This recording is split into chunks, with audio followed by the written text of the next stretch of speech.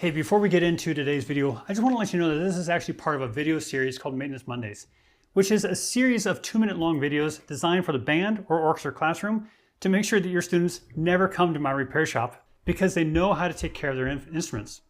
Go check out Maintenance Mondays at repairmasterclass.com. So you've pulled your tuning slides out of your French horn, you've done all the cleaning that you need to, and you're ready to put everything back together, but now you got this jumbled pile of tuning slides laying on the desk, and which one goes where? The good news is tuning slides come in pairs. You've got the big ones with the swoops, you've got those with the rings, and you've got these two others laying out here. And this is actually the order you put them in. In any horn, the slides get longer. So when you're using the second valve, you've got the shortest valves out there.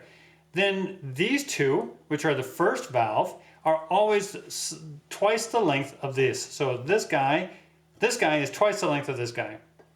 This guy is twice the length of this guy. And then the third one, this guy is these two combined in length. Now when we go to put them in the French horn, you've got two sets of slides. The short ones go in the back and the long ones go in the front. So when you go to put these in, this shorter of these two goes clear to the back of the French horn. And then this guy goes in here. Then this guy comes in up here on the first, and this guy goes in the front because it's longer.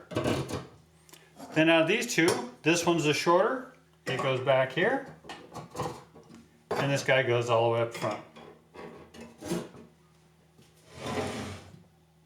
So keep in mind, your short slides go in the back. Number 2 has the shorter slide, number 1 has the next longest slide, and number 3 has the longest slide out there.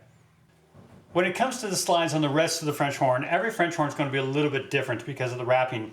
The important part is getting them in the right direction. You'll notice that these guys won't fit there, only this guy will fit, so that one's pretty easy. But then this guy, if you flip him around backwards, may end up with a really small gap or a large gap here. But if you flip it around, it fits really tight on both slides. And that's all there is to it. Get those slides back in the right space and play lots.